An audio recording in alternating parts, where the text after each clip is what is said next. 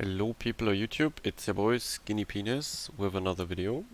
Today we're covering, or now we're covering the Bazan, and the plan for the next uploads is that I'm covering all the remaining destroyers, meaning like there's going to be like Grozavoy, YY, Trump, Sherman, Vampire 2, since we already had like Elbing, Z42, and Gearing now, so I'm just gonna finish the destroyers because it also makes sense that like most of the DDs are covered, because then you can kind of pick and choose what destroyer you're going to pick up from the armory through coal or through steel, or like convert steel to coal maybe even, um, or which DD you should avoid and rather grind for something, for example.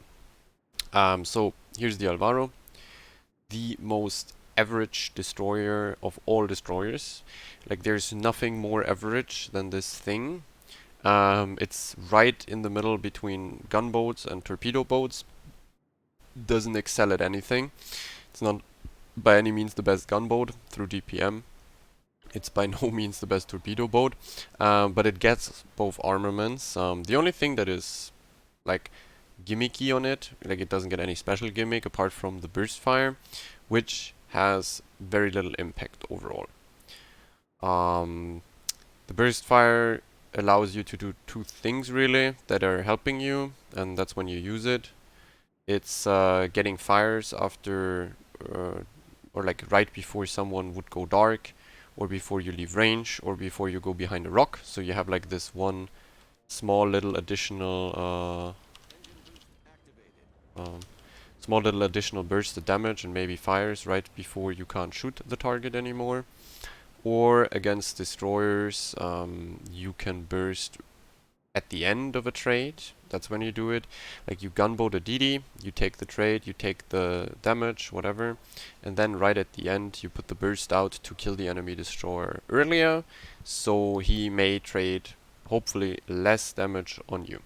Problem with that is you gotta be really cautious and careful about when to burst the DD at the end. You gotta be 100% sure it kills him, because if you don't kill him and you go onto the 28-second burst reload, I think it is, they're going to buff it to 24, which is a bit better, obviously. Like, actually, look here, we can burst, but it's like mediocre impact for sure. So they're going to buff it, but the problem is if you don't kill the enemy DD, it doesn't matter what DD it is, it doesn't matter how low the DPM of that DD is, he gets 24-second, then, like when it's buffed, free farm on you. Which is disgusting. Like, it's essentially, it doesn't even matter if it's a Gearing or a Shima or something torpedo spec, they're still gonna be able to get 10 to 15k at least free damage on you, unless obviously a teammate fucks with them. So yeah, you gotta be really careful when to pull the burst. You can mitigate, I would say, around like 4 or 5k additional damage on yourself if you burst at the correct time in most engagements. It's very rare that, or it's going to be very unlikely that you do more than that, or that you get more value out of that, because as I said, like if you're too like I tried it, or I fucked the burst multiple times, it's not a good look, so you gotta be really sure. So yeah, you can't really pull it at like 10k, like you're not gonna most likely do 10k on a DD, because you have to keep in mind, even if you do like 4-5k salvos with this DD sometimes, because it has great alpha, and you're like, hey, it can definitely do 10k with the burst, well, I hate to break it to you, it can't, because DDs have something like a saturation most of the time. So obviously when a DD gets lower and lower, you will have... Look, he's shooting a fucking full HP Alvaro then instead of a flat broadside Zao. This guy is a fucking clown if I've ever seen one, dude. He's dying, by the way. He didn't even hit me. Amazing guy. So yeah, gotta be careful there. With the saturation, it cucks you most of the times, and you end up only doing like around 4-5k per burst sometimes on certain destroyers. You also have to keep in mind that you have to hit 100%, like if you're randomly misaiming 1 or 2 salvos of the burst, obviously also doing less damage. And all of this just accumulates in a potential scenario where you're just cucked out of reload, sitting there in your DD with pans down against an enemy DD that even if he survived with 100 HP can still free trade you because there's no more damage coming from you. So like, yeah, you can intentionally misplay yourself by bursting. That's definitely something you have to really, really watch out for. But this guy can burst now because he's like going behind an island. I'm going behind an island. And we can go dark. I can rotate into the middle. There's only cruisers here. I want to contest for the mid cap. I missed the burst, I think. No, I actually didn't. I didn't even get a fire. Also keep in mind... Okay.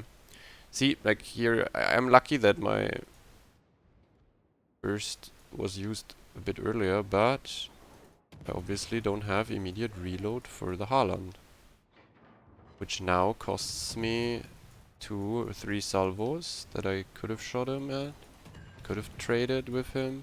I mean, obviously he doesn't want to open up because he's like a wee bit fucked in the mouth of a Fritz, but he's gonna go dark, so I'm going to pull a burst here.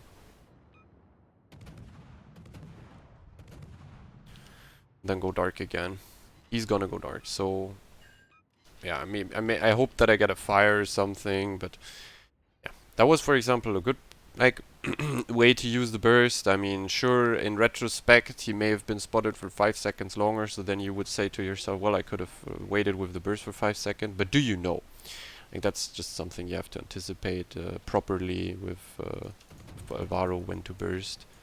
It's something you have to get used to, think about, and also you don't have like a pinpoint dispersion, so even if you sometimes get potential 4K hits with the main guns, you have to keep in mind that is the likely scenario where all your shells hit, and not every single burst and every single salvo of the burst will 100% hit, so yeah. Don't overestimate it is essentially the quintessence of what I'm just saying. Other than that, as you can see here, very, very, very mediocre or average. It's like the most average destroyer. I said it now multiple times. The torpedoes are super fire and forget. You have to torp them like Elbing or Regulo. I mean, they are copy-pasted Regulo torps if I'm not mistaken. So yeah, I said it in both of those ships videos. You have to change the way you're torping with them. You don't go for predictions. You like on spotted ships. Like he's gonna go dark, right? Oh, bursting here. You don't go for predictions on white lines and stuff most of the times. You just expect where the enemy might potentially go in the future, and that's where you preemptively send the torps, essentially. So you can get a lot of torp hits. You are also, it's the same with Elbing or Regulo, you do have the torps that make you kind of rush proof against cruisers and like half HP or lower BBs. Like they can't just free rush you, which is a great advantage to have over ships like, for example, if you think about it, a Druid, where people can just run into your mouth for free. Yeah, so it's nice to have. It's like I said, like it's in the average. It has torpedoes, but doesn't have the best ones. It has guns, but doesn't have the best guns. It's overall just the most mediocre-ish Alvaro DD. Should you get it therefore? No, like probably not. For example, the issue with Alvaro that I have is that you can just get Grozovoy, and Grozovoy does most of the things better. Grozovoy overall is just a more potent DD at the moment, since also they buffed the torpedoes. The guns are as effective, if not a wee bit more effective at range. You have a heal, which makes you tank a bit more. Your ship in general is lower in the water and more nimble. You have like better maneuverability. You get smokes anyways. Your torpedoes are overall more potent because you have like a higher alpha torp set. You have 10 with more damage and they're faster. Obviously the reload is cucked therefore, and the range is a bit less, but yeah, Grozovoy would just generally be the better option. Also, you have to keep in mind why I really wouldn't advise for Alvaro is Wargaming is pumping out most of the ships currently, or they go into the trend that free XP ships don't exist anymore, and research bureau is already pumped with ships, and people have a hard time getting all of them because it's like 5 to 6 million free XP per ship, right? So they started putting in or they started essentially doing the funny coal ship spamming. Like everything is coal. Coal is like the currency to go. You get the special modules through coal. You get a ton of ships through coal because they spam it on 2 tiers. Like you have the the tier 9 coal spam, premium ship spam. You have the tier 10 one. So it's like 2 tier. There are even some tier 8s I think that you can, or like low tier ships like tier 7s and stuff you can acquire for coal, even though they're pretty cheap comparably. But yeah, they're going to keep spamming coal because then people have to whale for it most of the times, or whale for the chips straight up in the premium store because they don't have the coal. Also, special commanders are through coal. So yeah, unless you have all the coal ships for some reason because you're a whale and you don't have to spend coal on the ships that are also being sold in the normal premium store, or you have all the steel ships and then you can convert steel, you shouldn't really go for this one. There's so many coal ships by now that are like higher priority than this and more effective than this that I would really say I'm gonna burst and go dark. I wouldn't say that the Alvaro de Bazan is a must-have pick. There's nothing you really miss. It's so average. Like it's not even like it's sometimes relaxing to play because you have the range effectiveness with the guns and you have the spammy torps, so it's like kind of engaging and fun, chill and relaxed, because it's overall a very nice and fine package. Fine, I guess, is a good. It's not nothing special, but it's fine. Um, but if you're also going to have more game impact than on most other ships, since it's still a destroyer and it's like right between the really like it's in the average category, the super average category, which obviously makes you a half decent cap contester, half decent DD fighter. Actually, DD fighting in the ship is pretty okay, given the fact that you have 30k HP and a burst fire mode, which means you can take a lot of hits from enemy destroyers when you fight them, while at the same time being like able to cuck the enemy DD a bit faster in the end with the burst. So DD trades in general are pretty unfavorable for others on Alvaro de Bazan because it has so much HP and it has a smoke. Same for like, for example here, like regular also has so much HP, so like 1v1 DD trades are kinda good to take because most DDs at this point either go through their saturation because they don't have a heal, or they have a heal, so they need time to really outtrade. So if you go for a 1-for-1 trade and immediately get a scenario where you could finish a Smaland or something, you're not looking too shabby. As said, like the Smaland is not going to be able to use 3 of his 4 heals because you're like immediately killing himself. So that's where you're like favored. But if the game drags out longer and longer and the enemy DD like essentially peaks you over and over, you're not going to be trading well. The longer it drags out, the worse it gets, really. He's gonna go dark. I guess he shoots again. He shouldn't, but I got triple permafire here. The longer a fight drags out against these kind of DDs, the more retarded it becomes for you. Regulo at least has the smoke moving gimmick, where it's like if you catch an enemy, even if you have like 7-8k and he shoots and you immediately pop smoke, you're like immediately cloaked, so you don't take much more damage, which is really good. But on this ship, like the longer it drags out, the lower you get. You're not really disengaging from fights that fast, so you're going to at some point just run into that destroyer that kills you. Yeah. I'm going to do the spec and then we can go for the second battle. We can also talk about the fact where we're going, since I'm already said I'm going to compare it to the other DDs, since I'm going to chain play them and make videos. We can compare them a bit in terms of what you should get. And this is overall the most viable spec on Alvaro, really. It has so much HP and range effectiveness that you don't really need 4 smokes. Also, games are not long enough most of the times that you would get to it. You also can like cycle the speed boost and the smoke to open water better. Concealment, Fearless Brawl, AFT. AFT and Concealment are like kind of needed. The ship is really like the main source of the damage comes from the guns. Also, again, they synergize very well with the torpedoes. You do the fire and forget torps, the very spammable torps. You send them out over and over, and most games you will get a torpedo hit and get a flooding, and then afterwards you can immediately start farming it if you have AFT, so you can get permafires. Yeah, and also you don't have a healer set, so you don't really need superintendent, and it's like a basic gunboat spec. Nothing special at all. Nothing special to be expected really from the ship. You can run speed boost mod. The rest is obvious. Just very very average. It's like an Elbing. It doesn't really have gimmicks. So yeah, you can go for speed boost. Not mandatory. Rest is average stuff. Yeah. Then again, you have to think about the fact also that it's Spanish DD.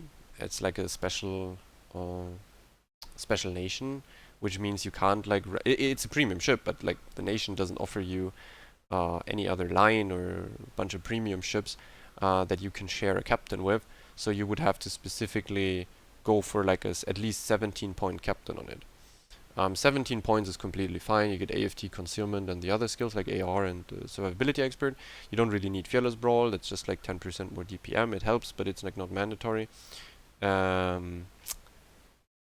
So 17 point on a completely new. I mean, 17 point isn't too bad for most, I would say. But if you really want to play it and you want to get a 21 point commander, it's a 21 point commander for a nation that only offers one tier 10, and it's gonna, I think, stay a while. It's gonna stay like that for a while. So yeah, is it really worth it? Like 230k coal? I don't know, man. You have to put it into perspective that there's a guy that recognizes Mr. Skinny Penis is gonna be in the video. Yo, Mr. I got balls. Nice to meet you, I guess. But yeah, you have to compare it to the other coal ships, which means like Marceau is in the mix, Napoli, Moskva, Sherman, Trump even. Like Trump at least is something special. It offers something no other DD has. It's weird, so it's like interesting, it's more intriguing, and Trump is by no means bad. I mean, as I said, like I'm gonna play it too. But like what do you get from this ship here? You're spending 230k or 236k, something like that, coal on a DD that you could also just like you could grind for a better version of it. Like arguably Grozovoy is just a free version that's better. It's not accelerating in anything. It's also like you never see it in competitive. It's not a TD that you would use because it's not accelerating in any task, but it's also like not the overall best hybrid or like yeah, what's it called, like yeah, hybrid DD I would say, because like then you have like daring. You have to compare it to stuff like a daring or a Smaland that is a good hybrid between torpedo, gun, and cap contesting and shit. So those ships are obviously the go-to pick. Yeah, so it's like I don't know, like it's really not worth it, and I'm not sure, and I'm pretty certain lots of people don't have that amount of coal laying around, because I myself had troubles getting all the coal ships. I only could get all the coal ships on this account because I always go for the Christmas I don't know, 80, 100, 120 boxes and get all the premium ships from that year, so I don't have to buy the coal stuff. Because I mean, at this point there are like such useless coal ships in the armory, it's not even funny. Like coal ships like Iwami, Alvaro, as I said, like this one. Like, why would you get these? They're not special. They're not something you would really go for. They're just spamming them out. So if people want to have those ships, or like lots of obviously average players don't understand what's exactly like the strength of this ship. Is it even anything special? Or is it just a copycat of something that we already have and I could get for free? Or I already have sitting in my port maybe. So yeah, these people have like then no clue what it is, so they want to have it maybe, like fear of missing out, shit like that, and then they have to keep wailing, because there's no way in hell you get all that coal if you want to have all those premium commanders, which is like 6 by this point, and the been chilling guy from the Pan-Asian is also gonna come for coal if people miss the campaign. Like yeah, there's this whole other list of shit that you have to get for coal at this point. But yeah. Both DDs didn't go for A, so I can grab the cap really smoothly here. Also, we're going to be pushed by a whole bunch of BBs. The only issue here is being that the Des Moines is obviously going to be very, very well situated on the islands, and unless he randomly peeks one of my teammates and gets one shot, it's a hard place to stay. Then again, the cap isn't really like capable from their side of the island, so having it already at this point is really good. Essentially, I'm doing the same as last game. You go in, you're this hybrid guy kind of guy, so if the enemy DDs leave you the cap for free, or the carrier isn't going for the spotting, then you shall grab the cap. Why not? I mean, you have to try and find impact through all your potential gimmicks or armaments, torpedoes, guns, and also capping or spotting, stuff like that. Yeah, the Monty's on the flank now.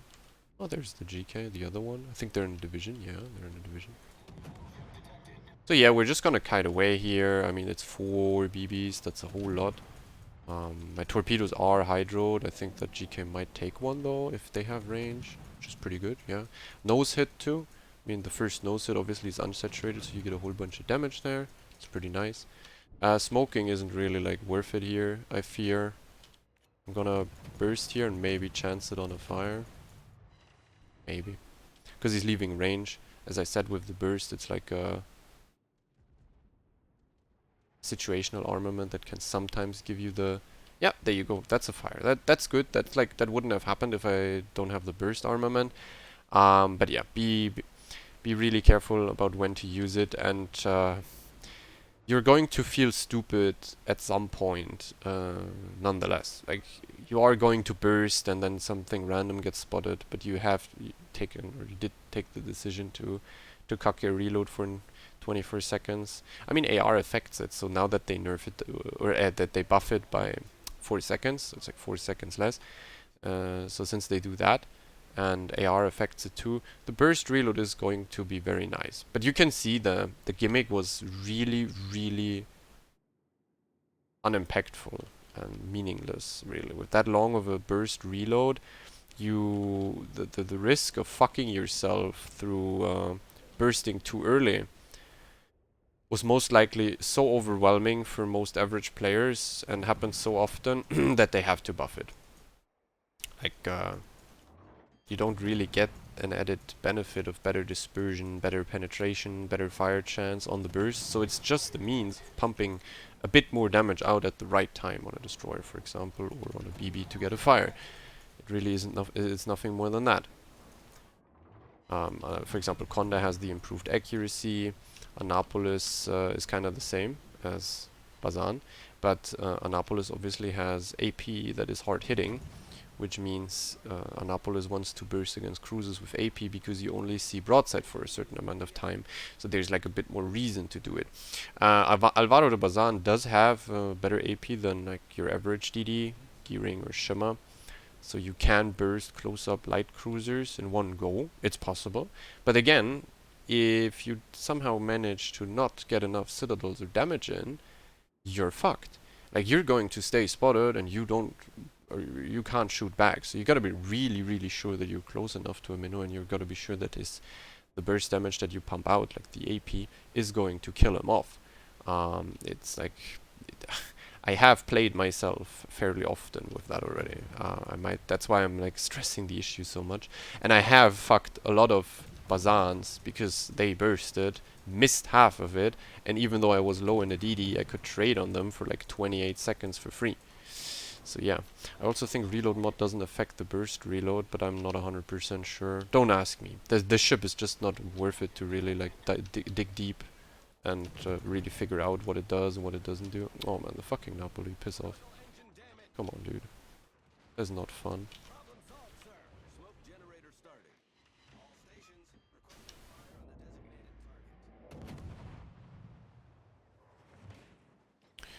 It's fairly nice dispersion from GK. Very interesting. We're using our first smoke. We took a bunch of beating, but I said like we have the HP to tank a bunch. But I'm going to make use of my smoke slowly but surely, since I still have 3 and the game is slowly but surely going into the direction of a steamroll, because the enemy team seems to be very, very uninterested in capping anything, which is, well, it's weird. It happens. Like, they haven't touched the cap that I capped earlier. Kind of interesting how impactful sometimes the early caps are on these on DDs when there's like only two, and the entire enemy flank here doesn't have a DD, so it's like, yeah, well, I get free caps. Well, this guy DCP's one fire, which is pretty nice. My Venezia and Preußen are behind, so I'm not really scared of enemy running me down in my smoke here. Also, I have torpedoes ready in a second, so yeah. I think the Napoli is trying to cap with his smoke now. Slowly but surely farming the GK. He has no fire prevention, so obviously getting some nice little fires here would be appreciated. Fire chance and DPM aren't the best, but they aren't the worst. I said it's like this middle-ish average Joe kind of destroyer. There we go. Got a fire. Monty's coming in too. They are going to block at least one cap. The other one died, the other cap blocker, so... you can get fairly high average, by the way, in this ship. That's a given for a DD with a lot of HP, a smoke, and decent effectiveness at range. Like, it's half decent. Like, you're going to get good average if there's BB matchmaking. But nothing like to brag about. You're not gonna do as much damage as a Sherman or a Ragnar, which are like the ultimate farmers, or an AFT Club. I mean, actually, AFT Club it does kind of the same damage as this one, because even though you have the reload booster on AFT Club for the fires at the right time without a downside of the burst reload is like a bit more special thing. The reload booster is just a buff straight up, not a trade-off. But you will probably get the same average, or you're able to get the same average because you have the smoke, and smokes allow you to stay undisturbed closer to the enemy, and since you're closer then obviously your farm is more effective, so yeah, that's something. But you can see here, just like AFK sitting, like they even left the A cap, don't ask me. The entire enemy team is still alive. They have even one ship advantage now, but it doesn't matter because they're really not interested in touching the cap. Like the Napoli or a battleship, they could have just capped. It's really hard to get them out. I would assume that because I showed presence around the cap with Torps, I mean, like, battleship players really like to run away from torpedo DDs. As you can see, I have the feeling that since I capped and they didn't have a DD, the BBs played all super passive from the get-go, and then like the moment I opened up on the GKs or here the Monty, they all turned back into base. I really believe that like the psychological pressure of having torps on your DD is way more impactful at this point on enemies than actually having great hitting torps. I also feel that if you play like Haaland, people don't really care that much because they know they don't do damage. But if you play something like a Shimmer or Gearing or something very special and rare, like a Bazan, where they don't 100% know how much torp damage you really have, they kind of like to run away into base and play Giga Bitch. Our Shimmer's gonna get a double strike here, by the way. Actually, will he get a double strike? Yes. No? Yes. Well, that's a good job. That's very well played from the enemy team. Obviously, you can see here, they had a two-ship lead until the Shimmer got a double strike.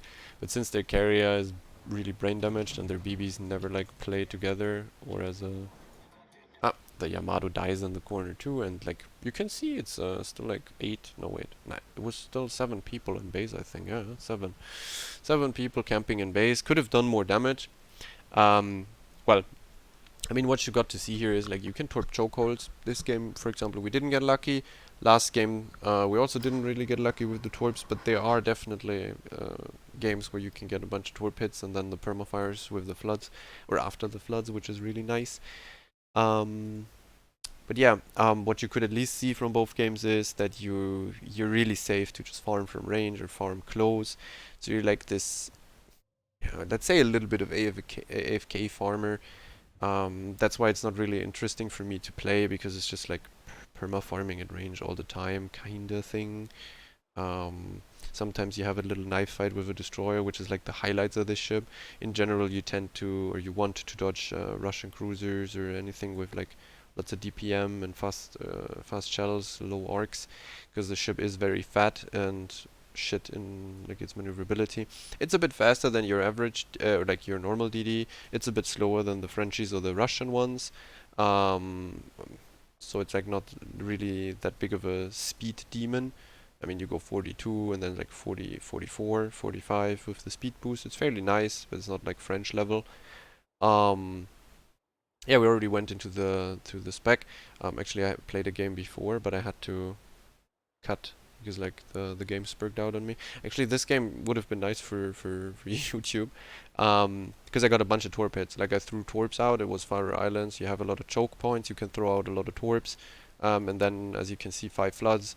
The 14 fires, so you get more value out of the fires. I don't even think there was that much fire damage, but it's like 54k as well. So yeah, it's a nice average hybrid thing, but you really gotta keep in mind or ask yourself the question: is it worth the coal? And it's not.